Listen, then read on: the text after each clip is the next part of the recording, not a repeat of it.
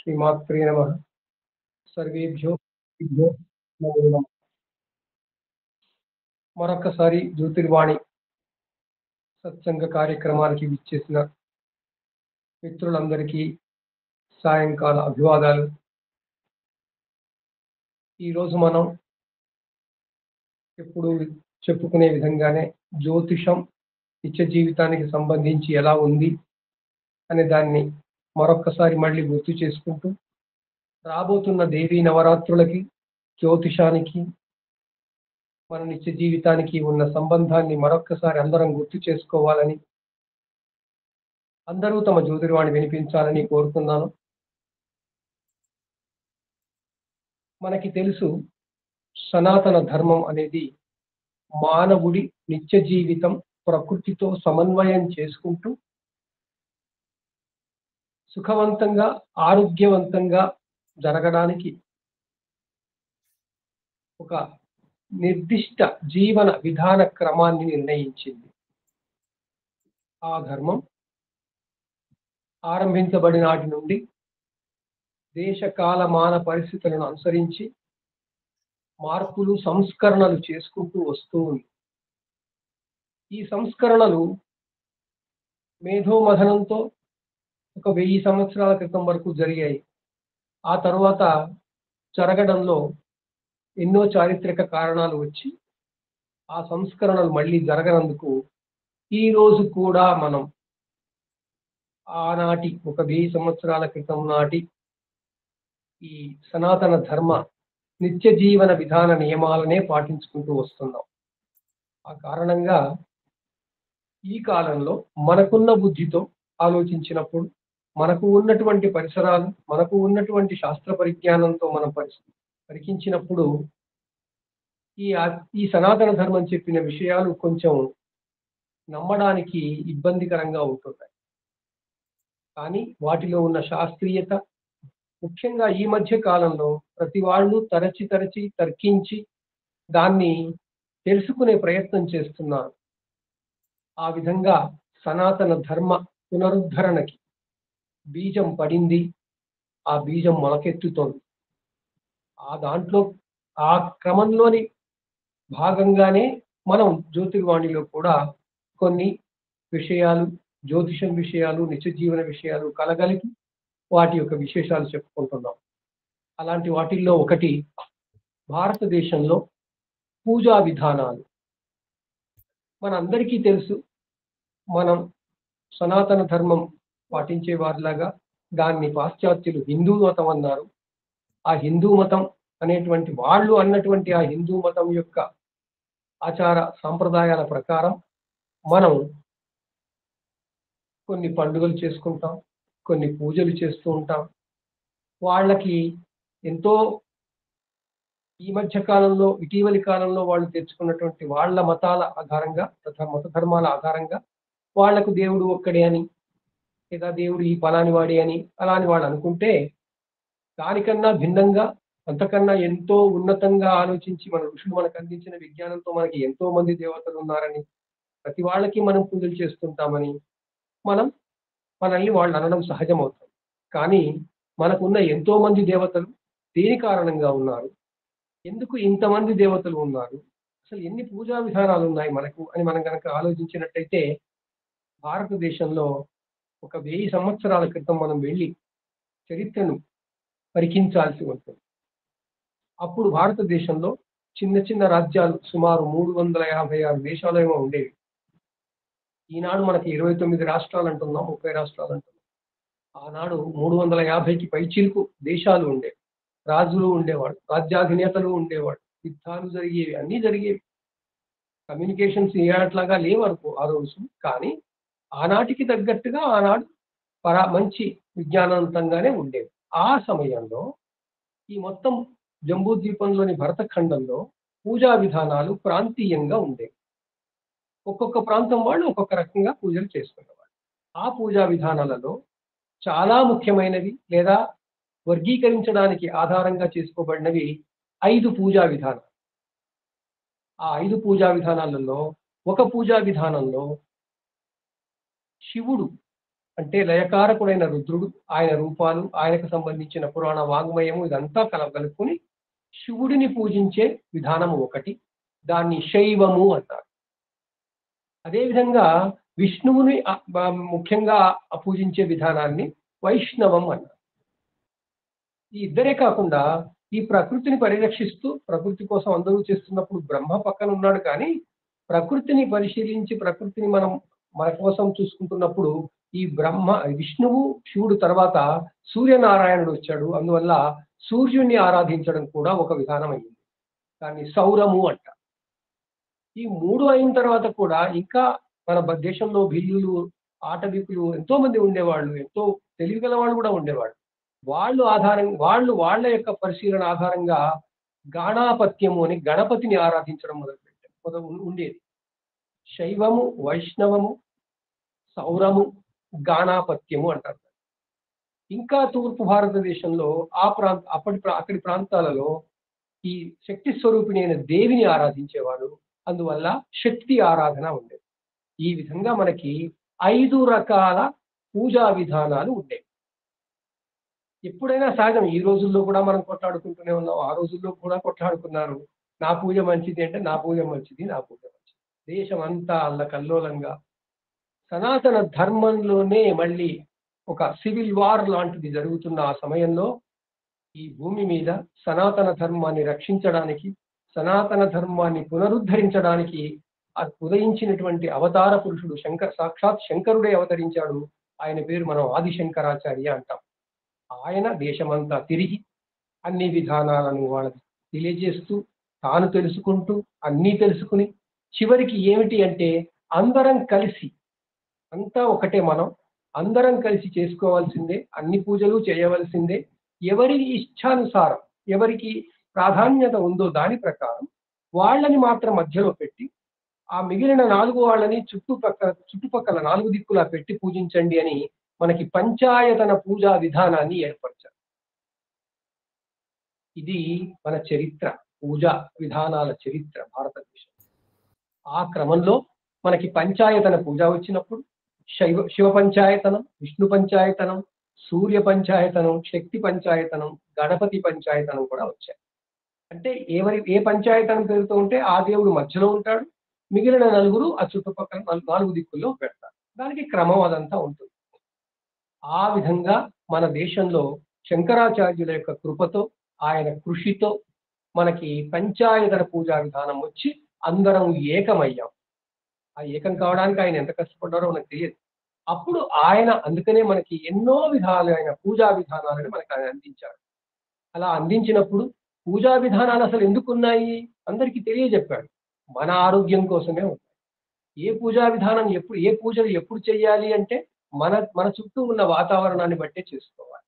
ఆ క్రమంలో ముందు కాలగణన చేసి, కాలాన్ని గణించినప్పుడు ఒక సంవత్సర కాలాన్ని యూనిట్ గా తీసుకుని, ముందు ఒక రోజును యూనిట్ గా తీసుకుని, రోజంటే భూమి తన చుట్టూ తాను తిరగడం, సూర్యుడి చుట్టూ మొత్తం భూమి తిరిగి రావడం అయితే సంవత్సరం అని, భూమి తన చుట్టూ తాను తిరగడం ఒక రోజని, భూమి చుట్టూ చంద్రుడు తిరగడం ఒక నెల అని, మనకి ప్రత్యక్ష శాస్త్రమైన జ్యోతిష శాస్త్రం ఆధారంగా కాల గణన విధానం, కాల గణన సూత్రాలు, తర్వాత సాధనాలు అందించారు. ఆ క్రమంలో మరి కాలగణన ఊరికే వాళ్ళు లెక్క పెట్టుకోవడం కోసం కాదు, ఆ కాలగణని ఆధారం చేసుకుని నేనున్న ప్రాంతంలో నేను ఎలా జీవించాలి అని తెలుసుకోవడానికి. అందువల్ల వాళ్ళు ఏర్పరిచినటువంటి కాల వ్యవస్థలో, కాల గణనా వ్యవస్థలో మనకి 12 నెలలు, ఆ 12 నెలలు రావడానికి ముందు వాళ్ళు 2 అయనాలు కనుక్కున్నారు. అంతా పరిశీలనతోనే 2 అయనాలు, ఆ 2 అయనాలని మళ్ళీ 6 ఋతువులుగా, ఆ 6 ఋతువుల్ని మళ్ళీ ఒక్కొక్క ఋతువు 2 నెలలకు ఉన్నట్టుగా, ఆ 2 నెలలకి మళ్ళీ ఒక్కొక్క నెలగా తీసుకొచ్చి, ఆ నెలని 15 రోజులుగా, 15 రోజుల్ని మళ్ళీ రోజులుగా, 30 తిథులుగా, నెలగా, అంత ఎంతో డెవలప్ చేసేది. అంతా ఒక్కనాడు కాలేదండి. ఈ రోజు మనం ఒక్కరోజు ఒక పంచాంగంలో అన్ని చూస్తాం. కానీ ఇది రావడానికి ఋషులు ఎంత కాలం శ్రమించి, ఎంత పరిశోధించి మనకి ఈ విజ్ఞానాన్ని అందించారో మనం ఊహించలేము. ఆ ఋషులందరికీ మనం నమస్కారం చెప్పుకొని, ఈ రోజు మనం ఆ పూజా విధానాలలో ఒక పూజా విధానము దేవి నవరాత్రి పూజా విధానము ఈ భాద్రపద మాసం అయిపోగానే ఆశ్వీజంలోనే ఎందుకు చేస్తాము? దీన్ని ఏ చైత్ర మాసంలోనో ఎందుకు చేయం, ఏ శ్రావణ మాసంలోనో ఎందుకు చేయం, లేదా ఏ ఆషాఢ మాసంలోనో ఎందుకు చెయ్యము అనేది మనం ఆలోచించాలి. దీనిలోని ప్రతి పూజా విధానం వెనుక ఉన్న శాస్త్రీయతని, దాని వెనుక అది చేసే సమయంలో ఉండే వాతావరణాన్ని భూమి మీద, ఆ వాతావరణంలో మళ్ళీ మనకి ఆరోగ్యకరమైన లక్షణాలు ఏముంటాయో దాన్ని తెలుసుకోవడానికి ఈ విధంగా మనకి ఇవన్నీ వచ్చాయి కాబట్టి మనకి సూర్యుడు, మనం ఉత్తరార్ధగోళంలో ఉన్నాం భూమికి, ఇదంతా మన మన రెఫరెన్స్, మన సెంటర్ రెఫరెన్స్. ఇదే విధానాలు అన్నిటికీ సరిపోవు నిజానికి. కానీ ఇక్కడే జనాభా ఎక్కువ ఉంది, ఇక్కడే నాగరికత వృద్ధి చెందింది కాబట్టి ఇక్కడి సూత్రాలే మొత్తం అందరికీ సూత్రాలుగా వాళ్ళు చెప్పుకుంటూ వచ్చారు. ఆ క్రమంలో భూమి ఉత్తరార్ధగోళంలో భారతదేశం ఉన్నటువంటి ముఖ్యమైనటువంటి భారతదేశం ఉన్నటువంటి ప్రాంతంలో, జంబూ ద్వీపంలో, భరత ఖండంలో ఈ సూర్యుడు కనిపిస్తున్నప్పుడు ఉత్తరాయణం, దక్షిణాయనంగా మనకు రెండు ఉండి, ఉత్తరాయణ కాలంలో దిన ప్రమాణం ఎక్కువగా పోతూ ఉంటుంది. తర్వాత దక్షిణాయనంలో దిన ప్రమాణం తగ్గుతూ రాత్రి ప్రమాణం ఎక్కువగా పెరుగుతూ వస్తుంది. ఆ రాత్రి ప్రమాణం ఎక్కువగా పెరుగుతున్న సమయంలో భూమి మీది వాతావరణం చల్లబడి ఈ ప్రాంతంలో ఉండేటువంటి అడవుల్లో కానీ వాతావరణంలో కానీ వైరస్లు అనేవి ఉద్భవించి మనకి అనారోగ్యం కలగడానికి ఆస్కారం అవుతుందని వాళ్ళు మొత్తం 365 రోజులని ప్రతిరోజు మనం ఎలా జీవించాలి అని ఒక మాన్యువల్ ఇచ్చారు. ఆ మాన్యువలే మన జీవన విధానమైంది. దాన్నే మనం ఆచారాలుగా చేసాం, దాన్నే మనం సంప్రదాయాలుగా చేసాం. ఆ సంప్రదాయాలలో మనం పండుగలు చేసుకోవడం, పూజలు చేయడం అనేది దాంట్లో అంతర్లీనంగా ఎప్పుడూ ఉంటుంది. అందుకే మనం ప్రతిదానికి పూజకు లింక్ పెడతాం. దానికి ఎందుకు లింక్ పెడతామంటే ఏదో భక్తికుదో అదంతా కాదు, మనకి వాతావరణం మనకు అనుకూలం కావడం కొరకు ఈ పూజ ఎప్పుడు చేయాలి. ఆ క్రమంలో సూర్యుడు ఈ తులారాశి ప్రవేశం చేస్తున్నప్పుడు భూమి మీద రాత్రి పగలు సమానంగా ఉంటాయి. అప్పుడు శరదృతువు ఆగమనం అవుతుంది. అందువల్ల శరద్ విషువత్తు అంటారు. ఆ రోజు ఈ రోజు ఇవాళ 22వ సెప్టెంబర్ అని మనం పూర్ణమానంలో అనుకుంటే, చాంద్రమానంలో క్రోధినామ సంవత్సరం భాద్రపద మాసంలో ఈ రోజు మనకి ఈ తులా అంటే ఆయన తులాయనంలోకి వెళ్ళిపోయాడు, ఆ తులారాశికి వెళ్ళిపోయాడు. మనకి మొత్తం భూమండలం అంతా కూడా ఈ రోజు రాత్రి పగలు సమానంగా ఉన్నాయి. 12 గంటలు. ఆ 12 గంటల సమయం ఏదైతే ఉందో ఆ సమయం ఇవాళ ఉంటుంది. మళ్ళీ మనకి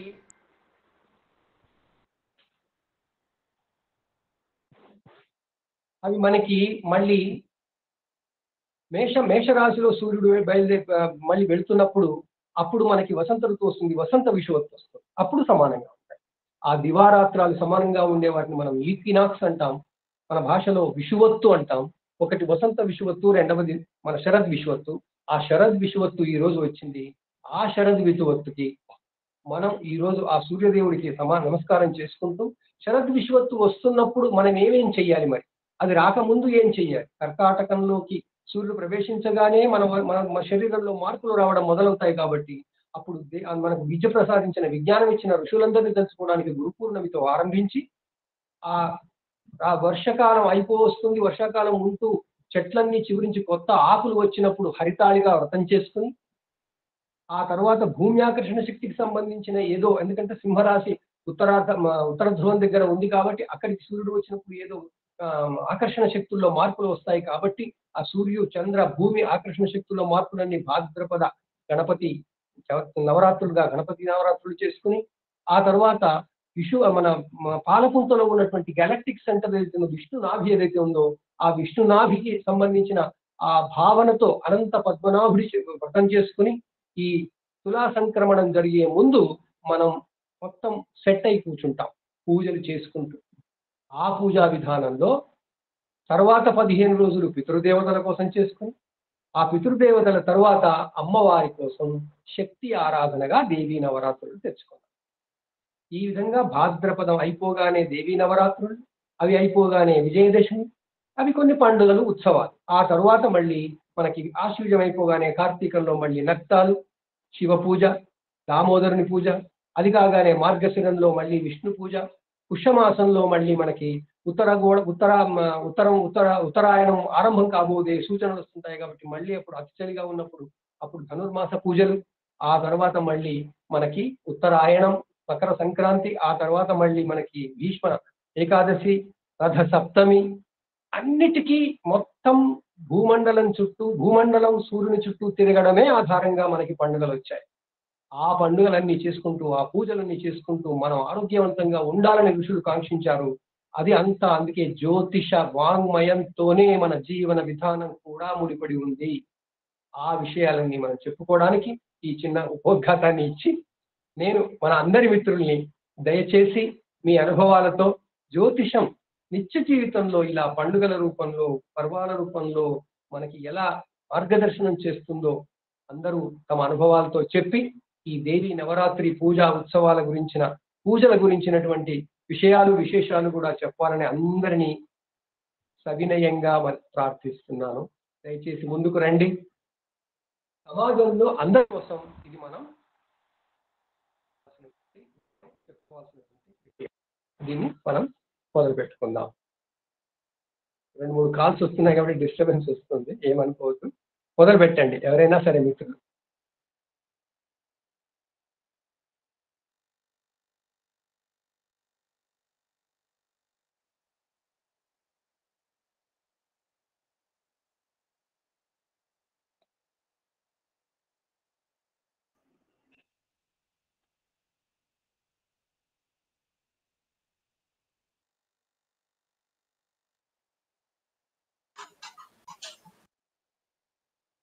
నమస్కారం ఉమాకాంత్ గారు.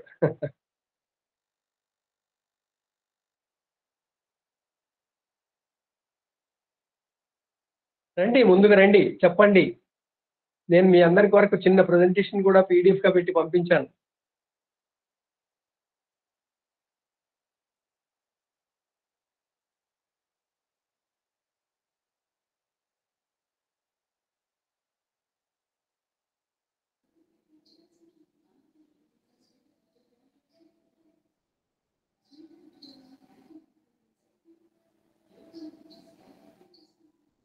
సార్ మీరు మ్యూట్ లో ఉన్నారు సార్, వినిపించట్లేదు.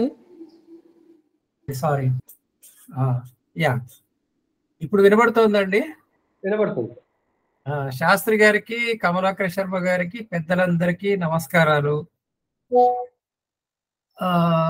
మొదలుగా ఏంటంటే, ఇప్పుడు మనము ఈనాటి సబ్జెక్టు ఇచ్చిన దాంట్లో భారతీయతలో పూజలు, జ్యోతిష్యం, తర్వాత దేవీ నవరాత్రుల్లో పూజా విధానం గురించినటువంటి టాపిక్ ని శాస్త్రి గారు నిర్దేశించారు.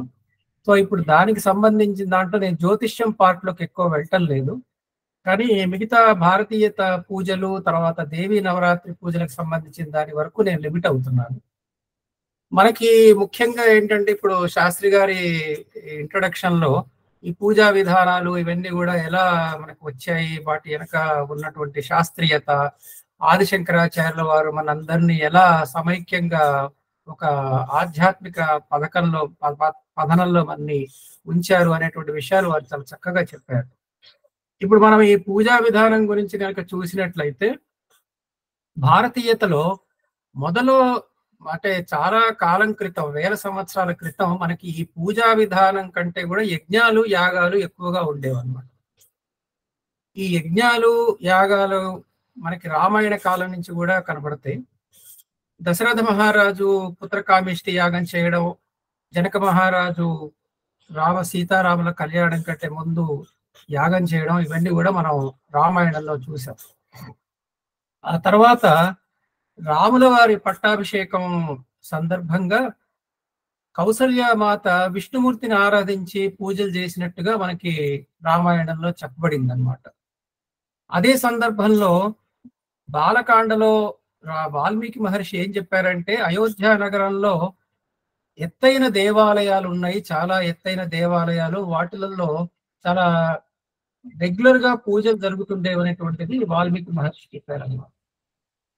ఈ తర్వాత రాముల వారు ఎప్పుడైతే అరణ్యవాసానికి వెళ్ళాలని చెప్పేసి బయలుదేరుతారో దశరథుని ఆజ్ఞ ప్రకారం, అప్పుడు కూడా ఆ పట్టాభిషేకంకి జస్ట్ కొద్దిగా ముందర కౌసల్యమాత వ్రత దీక్షలు తీసుకొని పూజలు చేసినట్టుగా మనకి వాల్మీకి రామాయణంలో కనబడుతుంది.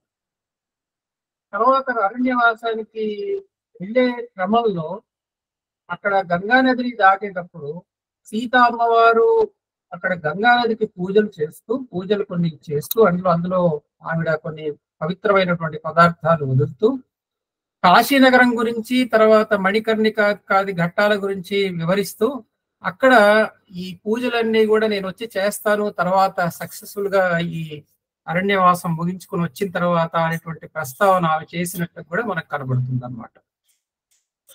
అలాగే అరణ్యవాసంలో రాముల వారు అగస్త్య మహర్షి యొక్క ఆశ్రమానికి వెళ్ళినప్పుడు అక్కడ మనకి అగస్త్యుల వారి ఆశ్రమంలో చాలా మంది దేవతలు, సూర్యుడు, చంద్రుడు, శివుడు, కుబేరుడు, అలాగే వాయువు, వరుణుడు, కార్తికేయుడు, యముడు, ఇలా వివిధమైనటువంటి దేవతల యొక్క విగ్రహాలు అక్కడ ఆశ్రమంలో వేరువేరుగా పెట్టి వాటికి పూజలు చేసినట్టుగా మనకి రామాయణంలో ప్రస్తావన కనబడుతుంది అనమాట. అంటే ఈ పూజలు అనేటువంటివి మనకి రామాయణ కాలం నుంచి కూడా చాలా వాడుకలోకి వచ్చినవి అనేటువంటిది మనకి మన సనాతన ధర్మం నుంచి మనకు అర్థమవుతుంది, పురాణాలు, ఇతిహాసాల నుంచి. ఇక తర్వాత వచ్చినట్లయితే మనకి దేవీ భాగవతంలో అంటే మనకి పూజల గురించి ఎందుకు ప్రస్తావించాలంటే ఇవి అసలు ఎప్పటి నుంచి ఉన్నాయి మనకి అనేటువంటిది మనం ఆ ప్రస్తావన ఒక లింక్ కోసం చెప్పాను నేను. తర్వాత దేవీ నవరాత్రులలో పూజా విధానం గురించినటువంటి ప్రస్తావన మనకి వ్యాస మహర్షి దేవీ భాగవతంలో చెప్పారు. అది జనమేజయుడికి ఆయన దేవీ నవరాత్రుల గురించి చెప్తూ అందులో ఏం చెప్పారంటే ఈ నవరాత్రుల పూజా విధానం ఎలా చెయ్యాలి అనే దాని గురించి కూడా ఆయన చెప్పారు. అంటే ఈ పూజా విధానం మనం దేవీ భాగవత తృతీయ స్కందంలో ఉంది. జనమేజయుడు చెప్పాడు శరణ్ నవరాత్రుల గురించి, అలాగే వసంత నవరాత్రుల్లో అమ్మవారి పూజ చేయాలి, వాటిని ఎలా చేయాలి అనే వాటిని వివరంగా చెప్పారు ఆయన. ఇక్కడ చూసినట్లయితే మనం ఇక్కడ దేవీ భాగవతంలో చెప్పిన దానికి అలాగే లలితా సహస్రనామాల్లో చెప్పిన దానికి కూడా కొంత కోరిలేట్ చేసుకోవాల్సిన అవసరం ఉందన్నమాట. ఎందుకంటే ఈ పూజ అనేటువంటిది మనకి రెండు రకాలుగా ఉంది. ఒకటి బాహ్య పూజ, రెండవది అంతర్ముఖ పూజ. సో మనకి లలితా సహస్రనామాల్లో ఏం చెప్పారంటే అమ్మంటే వ్యాస మహర్షి చెప్పిందే అది అంతర్ముఖ సమారాధ్య బహిర్ముఖ సుదుర్లభ అని చెప్పారు. అంటే అమ్మవారు బాహ్య పూజల కంటే కూడా అంతర్ముఖ పూజకే ఎక్కువ ఆవిడ స్పందిస్తుంది అనేటువంటి ఆ యొక్క నామాల్లో ఉన్నటువంటి విశిష్టత. అయితే బాహ్య పూజలు మనం ఎందుకు చేసుకుంటున్నాం అంటే దీంట్లో ఇందాక శాస్త్రి గారు చెప్పినట్టు కొంత శాస్త్రీయ మైన దృక్పథం ఉంది, మానవాళికి సమాజానికి కావాల్సినటువంటి ఉపయోగాలు ఉన్నాయి, టెక్నికల్ గా కొన్ని మనకి శరీరానికి సమాజానికి పనికి వచ్చేటువంటి అంశాలు చాలా ఉన్నాయి అన్నమాట. ఇక్కడ ఈ దేవీ భాగవతంలో వ్యాసుల వారు చెప్తూ దేవీ పూజ చేసే ముందు ఎలా చేయాలి, ఆ ఒక వేదికను ఎలా ఏర్పాటు చేయాలి, ఆ పూజ ఎలా చేయాలి అనేటువంటిది చెప్పారు. అది నేను చాలా క్లుప్తంగా 5 నిమిషాల్లో చెప్పేస్తాను. ఆయన ఎలా చెప్పారంటే అమావాస్య నాడు సాయంత్రం నాడే సంకల్పం చేసుకొని దానికి సంబంధించినటువంటి ఏర్పాట్ల గురించి సంభారాలన్నీ ఎలా చేయాలి అనేటువంటి సంకల్పం చేసుకొని పాడ్యమి నాడు పొద్దున్నే మంచి నిష్ణాతులైనటువంటి బ్రాహ్మణులతోటి వారితోటి ఆ పూజా కార్యక్రమాలన్నింటినీ కూడా మొదలు పెట్టాలి. వారిని సన్మానించి వారికి కావాల్సినటువంటి సన్మాన ప్రక్రియలన్నీ అన్ని చేసిన తర్వాత అప్పుడు ఈ వేదికని తర్వాత వీటిని ఏర్పాటు చేసుకోవాలనేటువంటిది చెప్పారు. ఇక్కడ ఆ వేదిక ఎలా పెట్టాలి అనే దానికి ఆయన 16 హస్తాల ఎత్తు, 7 హస్తముల వెడల్పు, అలాగే 9 హస్తముల పొడుగుతోటి ఇక్కడ ఆ వేదిక అనేటువంటిది ఏర్పాటు చేయాలి అని చెప్పారు. ఇక్కడ హస్తము అంటే 18 అంగుళాలు అనమాట. 18 అంగుళాలతోటి కనుక మనం చూసినట్లయితే 24 అడుగుల ఎత్తు, 10.5 అడుగుల వెడల్పు, 13.5 అడుగుల పొడవుతోటి ఆ వేదిక అనేటువంటిది ఉండాలి అని దేవీ భాగవతంలో చెప్పబడింది. ఇక్కడ చూసినట్లయితే ఆ వేది అనేటువంటిది అంటే అమ్మవారి యాక్చువల్ విగ్రహాన్ని మనం ఎక్కడైతే పెట్టాలో అది 1 హస్తం వెడల్పు, 4 హస్తాల పొడవు ఉండాలి అనేటువంటిది ఆయన చెప్పారనమాట. అంటే 1 హస్తం వెడల్పు 4 హస్తాల పొడవు అంటే 18 అంగుళాల వెడల్పును 6 అడుగుల పొడవు ఉండాలి ఆ వేది అనేటువంటిది అక్కడ ప్రస్తావించబడింది. ఇక పాడ్యమి నాడు ఎప్పుడైతే మనం ఈ అమ్మవారి విగ్రహాన్ని పెట్టి మొదలు పెడతామో పూజ 4 హస్తాలతో అంటే 4 చతుర్భుజిగా అమ్మవారి చతుర్భుజిగా 4 హస్తాలతో గాని 18 భుజాలతో గాని ఆమె యొక్క విగ్రహాన్ని మనం చేసుకొని ఆ యొక్క పూజలు మొదలు పెట్టాలి అనేటువంటిది ఉంది. ఒకవేళ కనుక అమ్మవారి విగ్రహం కనుక మనకి పెట్టలేని పక్షంలో ఈ నవావరణ పూజ కోసం ఒక రాజరేఖ మీద అమ్మవారి యొక్క చక్రాన్ని ప్రతిష్ట చేసుకొని దానికి కూడా పూజ చేయొచ్చని దేవి భాగవతంలో కనబడుతుంది. అంటే ఈ మొత్తం 9 రోజులు కూడా సప్తశతి పారాయణాన్ని చేయడం, తర్వాత సహస్రనామాలతోటి పూజ చేయడం అనేటువంటిది చాలా విశేషంగా దేవి భాగవతంలో చెప్పబడింది. అయితే ఇప్పుడు ఈ విగ్రహం ఎప్పుడైతే పెట్టామో అమ్మవారి విగ్రహం, అమ్మవారికి అలంకరణ ఎలా చేయాలి? ఫస్ట్ అలంకరణ చేయాలి. అలంకరణ చేయడానికి వచ్చినప్పుడు వివిధ ఆమెకి ఎర్ర రంగు చీర గనక, పట్టు చీరలు గనక ఎర్ర రంగు ఇష్టం అనమాట అమ్మవారికి అని చెప్పి. ఎందుకంటే ఆమె ఆజ్ఞాచక్రానికి ప్రతీకగా ఉంటుంది కాబట్టి ఆ ఎర్ర రంగు అనేటువంటిది ఆమెకి ఆ రంగు పట్టు చీరలు గనక కట్టినట్లయితే బాగుంటుంది అనేది ఒక విశేషంగా ప్రస్తావించారు. ఇక్కడ తర్వాత పూలకి రకరకాల పూలు అమ్మవారికి అలంకరణలో భాగంగా ఏ ఏ పూలు గనక మనం విశేషంగా పెట్టాలి అనుకుంటున్నట్లయితే ఇక్కడికి మనకి లలితా సహస్రనామాల్లో మనకు కొన్ని విశేషమైనటువంటి నామాలు కనబడతాయి. అవన్నీ మీకు తెలిసినవే, కాకపోతే నేను ఇక్కడ రిపీట్ చేస్తున్నాను అంతే అన్నమాట. ఇక్కడ వచ్చినప్పుడు ఆవిడకి చంపక శోక పున్నాగ సౌగంధిక లసత్కజ అనేటువంటిది, పాటలి కుసుమప్రియ, మందార కుసుమప్రియ అనేటువంటి ఇలాంటి మనకి నామాలు ఉన్నాయి. అంటే ఆ నామాల్లో ఈ చంపకాలు, మందారాలు ఇలాంటి పుష్పాలన్నిటినీ కూడా మనం ఆమెకి ఆ పూజా విధానంలో మనం వాడుకోవచ్చు అనేటువంటిది మనకి లలితా సహస్రనామంలో కనబడుతుంది. తర్వాత ఆమెకి చక్కటి కిరీటం, ఒకటి మంచి బంగారుతో చేసింది కానీ లేకపోతే నవరత్నాలతోటి ఉన్నటువంటి చక్కటి కిరీటాన్ని ఆమెకి, ఆ విగ్రహానికి, మన అమ్మవారి విగ్రహానికి ధరింపజేయాలి అనేటువంటిది ఒకటి. అలాగే సింధూర తిలకాంచిక, ఆమెకి ఆ పాల భాగంలో సింధూరంతో మనము ఒక అలంకరణ చేయడం, అలాగే అర్ధచంద్రాకారంలో విభూషణాలు పెట్టడం, పాల భాగం మీద మనం కస్తూరి బొట్టు పెట్టడం, ఇలాంటివన్నీ కూడా ఆమెకి మనం అలంకరణలో చేయవచ్చు. అలాగే కదంబ మంజరి క్లుప్త కర్ణపూర మనోహర అనేటువంటిది ఉంది. అంటే కదంబ పూలనే ఆమె గుత్తిగా చెవులకు పెట్టుకున్నది అనేటువంటిది లలితా సహస్రనామంలో ఉంది. అందువల్ల ఆ పూల లాంటి కదంబ పూలు నిజంగా దొరుకుతాయా లేదా తెలియదు కానీ ఆ పూల లాంటి ఆభరణాలు, కర్ణాభరణాలు మనం ఆవిడ విగ్రహానికి కనుక పెట్టగలిగితే అది కూడా చాలా బాగుంటుంది అనేది. ఇకపోతే ఇది ఎంత అలంకరణ కిందికి వస్తుంది. తర్వాత పూజా విధానాలకు వచ్చినప్పుడు ఆమె, మనం మీ అందరికీ తెలిసిందే, ఎందుకంటే ఇది నేను మళ్ళీ చెప్పాల్సిన అవసరం లేదు. మనం పంచపూజల నుంచి మొదలు పెడితే షోడశోపచార పూజలు కానీ ఇవన్నీ మనం చేస్తూ ఉంటాం. అయితే ఇక్కడ చతుషష్ఠ ప్రచారాఢ్య అనేటువంటిది ఉంది అమ్మవారి నామంలో. అంటే 64 రకాల ఉపచారాల పూజలతో అమ్మవారు పూజింపబడుతుంది అని మనకి లలితా సహస్రనామంలో చెప్పబడింది. అయితే ఇది ఈ పూజ అనేటువంటి విధానంలో ఈ పూజ ఇప్పుడు చేస్తున్నారో లేదో నాకు అనుభవంలో తెలియదు.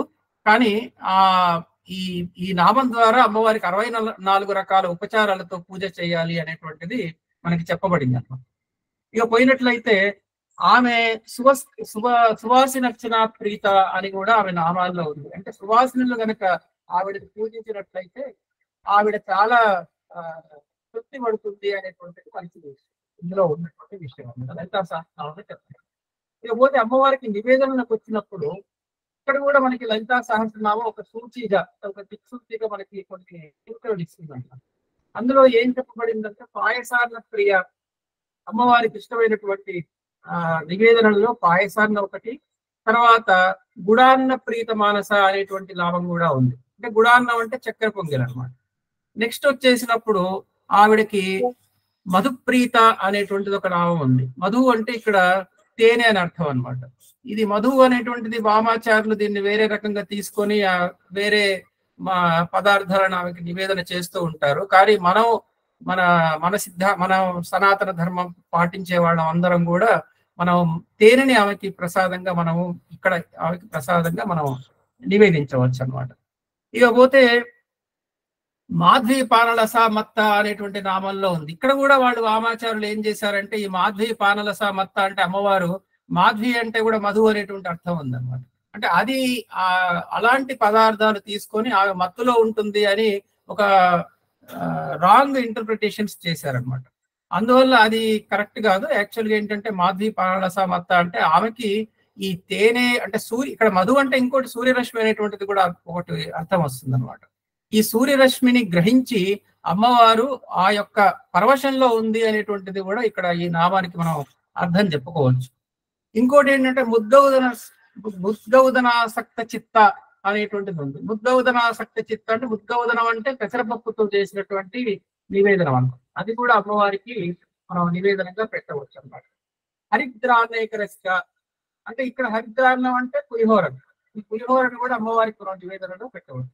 ఇలా మనం అన్ని రకాల ఆహార పదార్థాలు ఏవైతే నివేదించవచ్చో ఇవన్నీ కూడా లలితా సహస్రనామంలో చెప్పుకుంటారు. ఇక్కడ ఇంకొకటి లాస్ట్ వచ్చినప్పుడు ఈ కొంతమంది అంటే అనాచారం పాటించేటువంటి వాళ్ళు ఏం చేస్తున్నారంటే బలిప్రియ అనేటువంటి నామాన్ని తీసుకొని రకరకాల బలులు ఇస్తున్నారు అనమాట.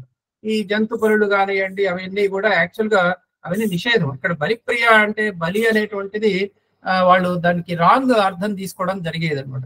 ఈ మనం ఏంటంటే హింస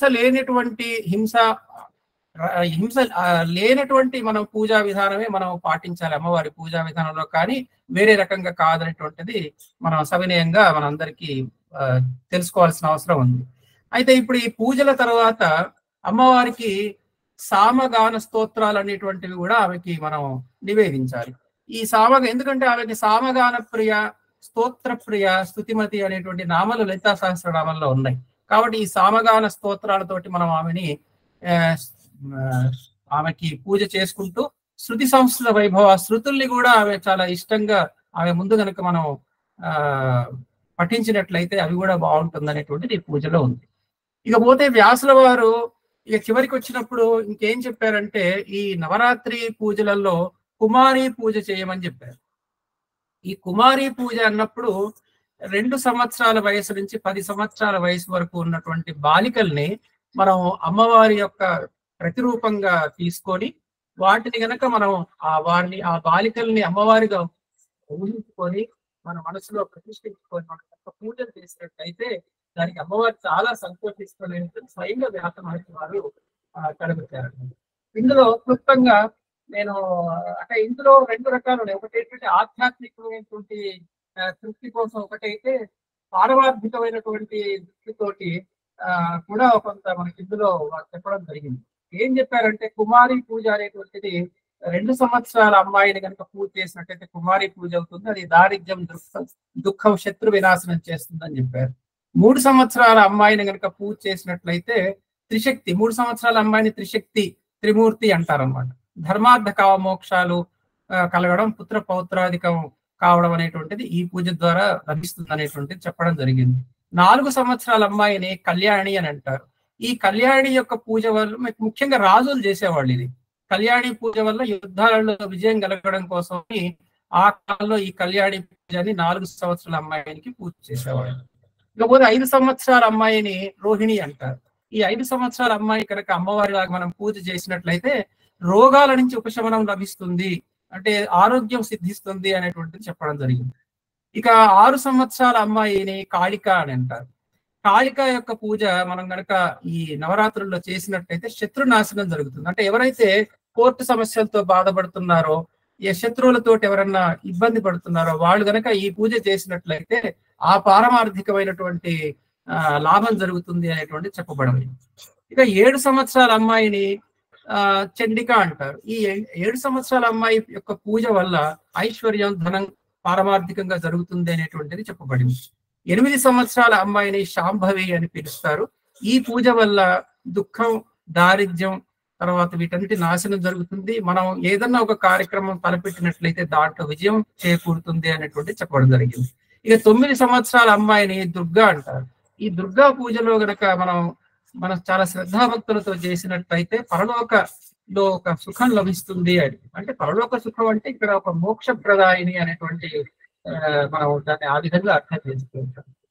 10 సంవత్సరాల అమ్మాయి సుభద్ర అని పిలువబడుతుంది. ఈ 10 సంవత్సరాల బాలికను పూజ చేసినట్లయితే సర్వ కోరికలు, అంటే ఏదైతే కోరికలు ఒకటి సంకల్పించుకోవాలి. ఎందుకంటే మనం అందరూ మానవ మాత్రం, ఏదో ఎంత ఆధ్యాత్మికంగా మనం మాట్లాడినా మనకి హ్యాండ్ టు మౌత్ నడవాలి కాబట్టి కొన్ని పారమార్థికమైన అవకాశం ఉంది. వాటిని అంటే వాటిని విజయం చేసుకోవడం కోసం మనం ఈ 10 సంవత్సరాల బాలికని సుభద్ర రూపంలో కనుక పూజిస్తే అది మనకి సుఖాన్ని కలగజేస్తుంది, లాభాన్ని కలగజేస్తుంది అని చెప్పేసి ఇవన్నిటిని కూడా చెప్పారనమాట. ఇక్కడ ఈ 9 రోజుల పూజ గనక కుదరకపోయినట్లయితే సప్తమి అష్టమి నవములలో కంపల్సరీగా అంటే చెయ్యాలి అనేటువంటిది వ్యాస మహర్షి చెప్పారు. ఒకవేళ అన్ని రకాల షోడశోపచార పూజలు కానీ మనం చేయలేని పక్షంలో కనీసం పంచపూజ అన్నా చెయ్యండి అనేటువంటిది ఆయన అందులో చెప్పడం జరిగింది అన్నమాట.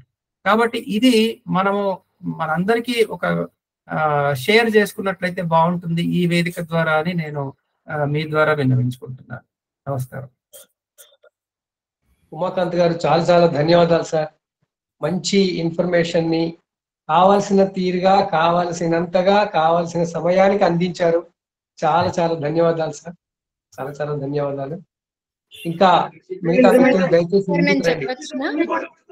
తప్పకుండా చెప్పాలి, మేమే అందరం చెప్తున్నాం, కొత్త వాళ్ళే చెప్పాలి. నేను కొత్త కాదు, బట్ ఎప్పుడు చెప్తూ ఉంటాను. చెప్పడం కదా. అప్పటి వరకు మీరందరూ ఇక్కడ గెస్ట్ మాత్రమే. మీరు గెస్ట్ అభిహేట్ చేయకపోతే నేను ఓనర్ అభిహేట్ చేయాల్సి వస్తుంది. ఎవరిదో వీడియో ఇబ్బంది వస్తుంది.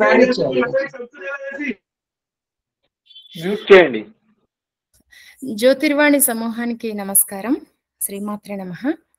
ఈరోజు మనం తీసుకున్న అంశాన్ని ప్రతి సంవత్సరం ఎంతో భక్తి శ్రద్ధలతో చాలా మంది ఎదురు చూస్తూ ఉంటారు, పిల్ల పెద్ద అందరూ. ఎందుకంటే పిల్లలకి సెలవులు వస్తాయి, పెద్దవాళ్ళకి అలంకరణ, ఇంట్లో ఉత్సాహం, పండగ వాతావరణం అంతా ఉంటుంది కాబట్టి. అయితే ఇది మనం ఎందుకు చేసుకోవాలి, ఎలా చేసుకోవాలి? పూజలు అంటే హడావిడి, ప్రతి పండగలు, ఆర్భాటాలు, మెయిన్ ఆడవాళ్ళకి షాపింగ్లు, ఇష్టాలు, వస్తువులు ఇవన్నీ పక్కన పెడితే అసలు ఎందుకు చేసుకోవాలి అని అంటే ఈ 9 రోజుల్ని మనం ఒక వ్రతంలాగా, ఒక దీక్షలాగా పెట్టారు. ఎందుకు అంటే శుద్ధి అనేది గృహశుద్ధి, దేహశుద్ధి కూడా చాలా అవసరం. దేహశుద్ధి ఎందుకంటే మనం శక్తిని పెంచుకోవాలి, గృహంలో కూడా శక్తి పెరగాలి, మన దేహంలో కూడా శక్తి పెరగాలి. శక్తి పెరగాలంటే మనం కొన్ని నియమాలు పాటించాలి. నియమాలను పాటించడం ద్వారా మన శారీరక శక్తి, మానసిక శక్తి రెండూ పెరుగుతాయి. అదే విధంగా గృహాన్ని కూడా ఎప్పుడు శుభ్రంగా ఉంచుకోవడం ద్వారా గృహంలో కూడా ఇబ్బందికరమైన వాతావరణం పోయి పాజిటివ్ ఎనర్జీ ఉంటుంది. కాబట్టి ఈ 9 రోజుల నవరాత్రులు ప్రత్యేకంగా మాత్రం మన పూర్వీకులు పురాణాల్లో వివరించిన గాథలే కానీ మనకి ఈ పండుగలు పరమార్థాలని ఆంధ్ర శేషగిరిరావు గారు ఇచ్చిన విషయాలే కానీ, మనకి ఒక 3 years బ్యాక్ కమలాకర్ శర్మ గారు కూడా యూట్యూబ్ లో ప్రోగ్రామ్ చేశారు. యూట్యూబ్ లో ఉంది, ఒక టీవీ ఛానల్ కి ప్రోగ్రామ్ ఇచ్చారు మన కమలాకర్ శర్మ గారు. ఆ విషయాలు కానీ ఏవి తీసుకున్నా వాటిలో ఏం చెప్పారు అంటే మనం దేహశుద్ధి చాలా అవసరము. ఎందుకు అంటే మనం శక్తిని పెంచుకోవాలి. ఈ 9 రోజుల్లో మనం శక్తిని పెంచుకోవడం ద్వారా రాబోయే కాలంలో, చలికాలంలో వచ్చే అనారోగ్యాల్ని నివారించే ఇమ్యూనిటీ, రోగ నిరోధక శక్తి పెరుగుతుంది. అలాగే మనకి శారీరక బలం ఉన్నప్పుడు మానసిక బలం కూడా పెరుగుతుంది. కాబట్టి మనం ఈ పండుగల్ని ఒక ప్రత్యేకమైన పద్ధతిలో, అంటే ఎలా పడితే అలా తినడం, నిద్రపోవడం అని కాకుండా కొన్ని నియమాలు పాటిస్తూ మన శారీరక మానసిక శక్తిని పెంచుకోవడానికి అని మన పూర్వీకులు ఉద్దేశించిన విధానమే మనం ఇప్పుడు ఈ నవరాత్రులు జరుపుకునే విధానం. ఇందులో ఒక్కొక్క ప్రాంతం ఒక్కో రకంగా జరుపుకుంటూ ఉంటారు. ఇక్కడ తెలంగాణ ప్రాంతంలో అయితే బతుకమ్మ పండుగ ద్వారా చాలా ప్రాముఖ్యం సంతరించుకుంది. బతుకమ్మలో కూడా గౌరీదేవిని ఆరాధిస్తారు. అలాగే శక్తిని ఉపాసించడం, మనకు శక్తి కావాలంటే శక్తి స్వరూపిణి అమ్మని ఆరాధించడం అనేది ఈ 9 రోజుల్లో ఒక్కొక్క రోజు అమ్మవారి అవతారాలు ఒక్కొక్కటిగా అలంకరణ అవి చేస్తూ ఉంటారు ఆ దేవాలయాల్లో. అదే విధంగా మనకి పసుపు, ఇల్లంతా శుభ్రపరిచి, పసుపుతో తోరణాలతో అలంకరించి, వంటగదిని సైతం శుభ్రపరిచి, ఎక్కడున్నా శుభ్రత అనేది ఇక్కడ చాలా ప్రాముఖ్యత సంతరించుకున్న విషయం.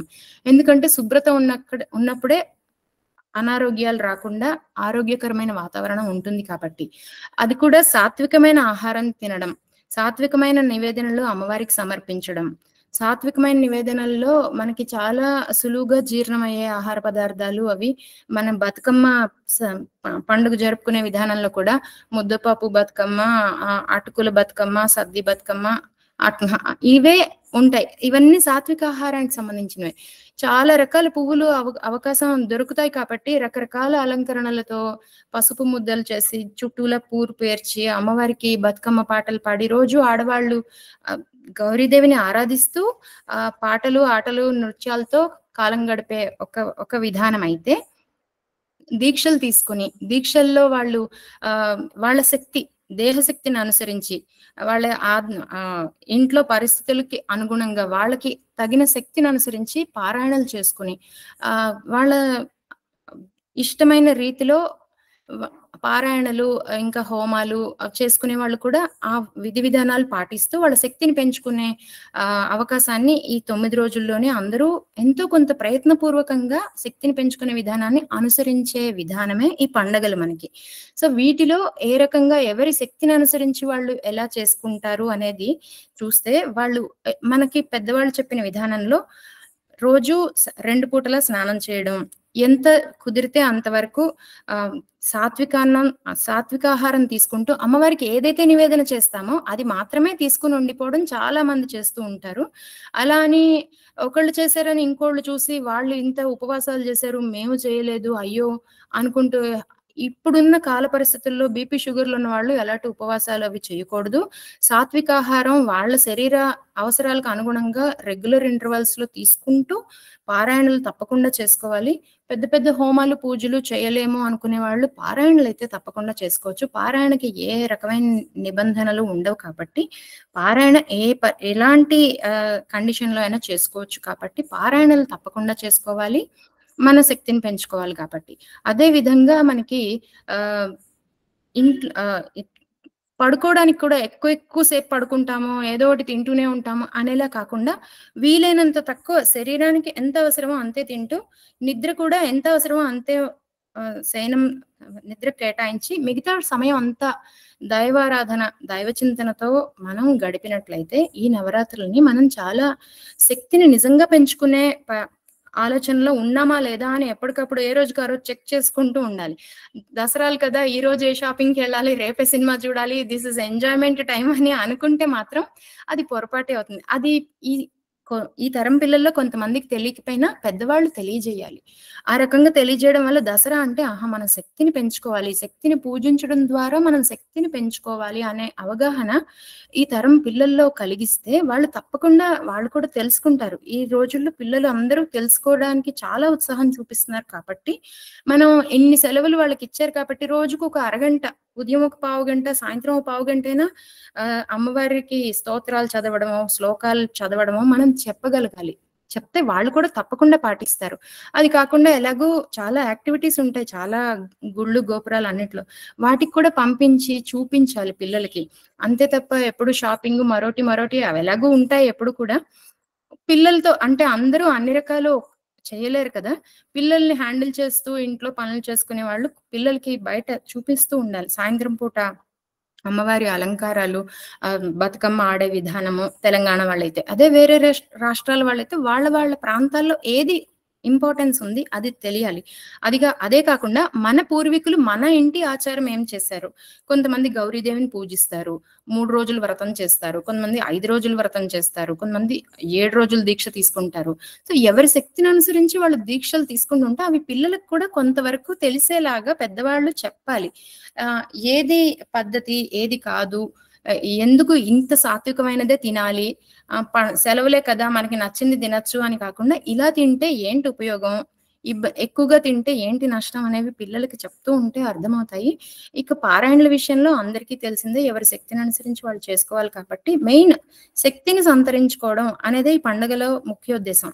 ఆరోగ్య పరిరక్షణ, ఆరోగ్యాన్ని శక్తిని పెంచుకోవడం, మానసికంగా తద్వారా శక్తి పెంచుకోవడం కాబట్టి ఈ పండుగల్లో మనకి కమలాకర్ శర్మ గారు అంతకుముందు వీడియోలో చెప్పారు, చాలా అద్భుతంగా చెప్పారు. కాబట్టి ఎవరి శక్తిని అనుసరించి వాళ్ళు పారాయణలు చేసుకోవాలి. కానీ అలంకరణ విషయంలో ఊరూరికే అలంకరణకే ప్రాముఖ్యతనిచ్చి ఫోటోలు తీసి వాట్సాప్లో పెట్టేలాగా అయితే ఉపయోగం ఏమీ ఉండదు.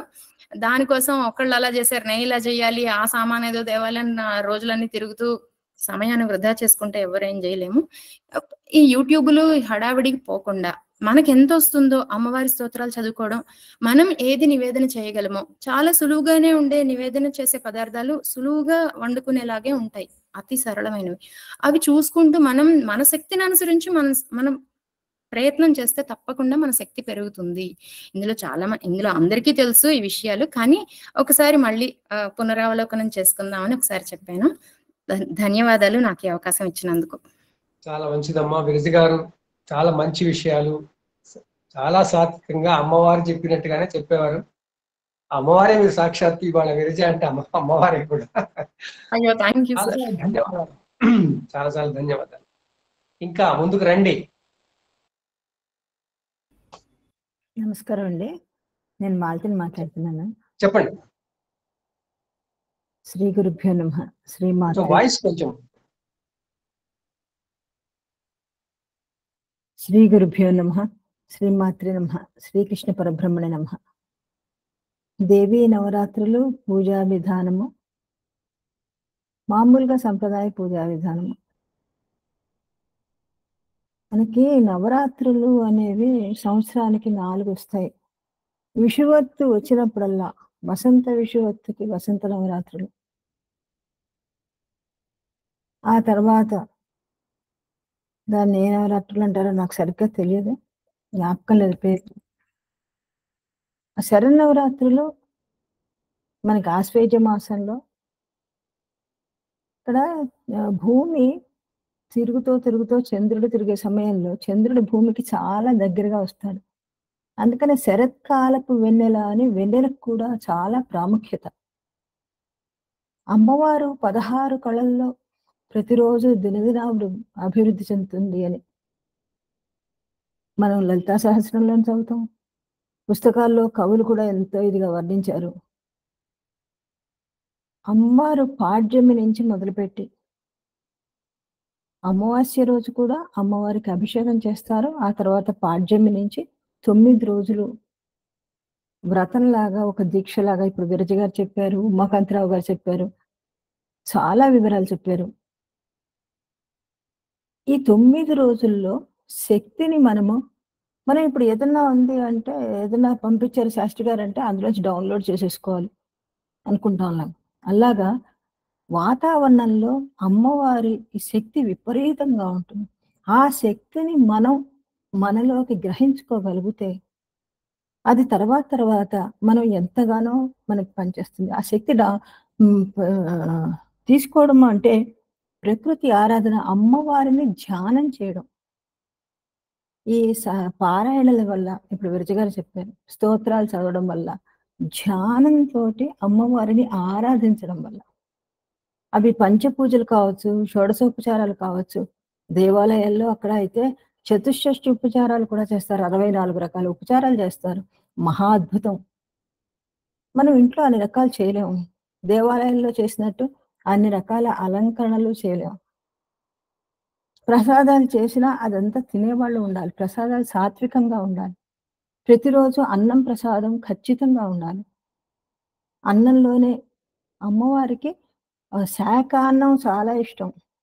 అన్ని కూరలు అన్నంలో వేసి వండడం, తర్వాత పెసరపప్పుతోటి అన్నం, కొబ్బరన్నం, నువ్వులన్నం, ఇవన్నీ శాస్త్రాల్లో అందరూ కూడా దేవి భాగవతంలో కూడా చెప్పబడ్డాయి.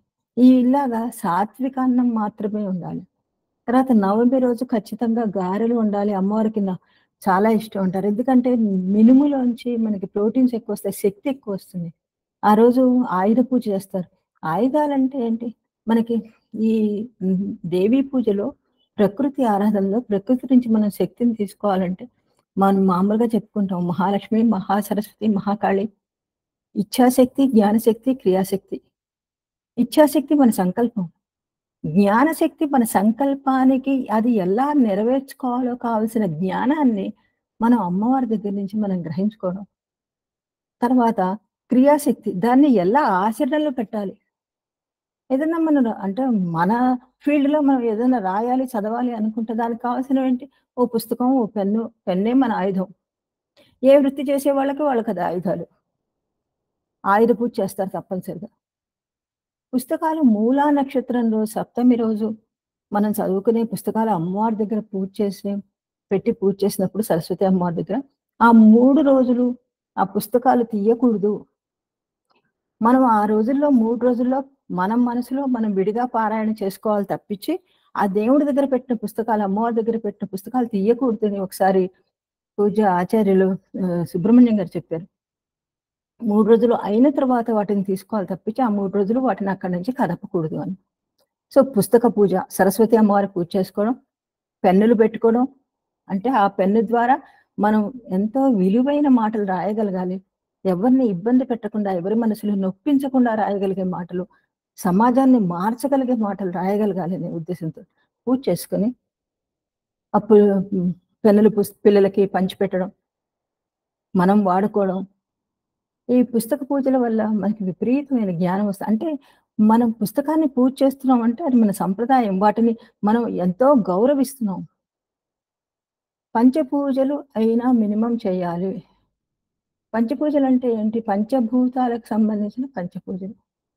లం పృథివ్యాత్మే నమః, శ్రీచందనం సమర్పయామి, గంధం పెడతాం.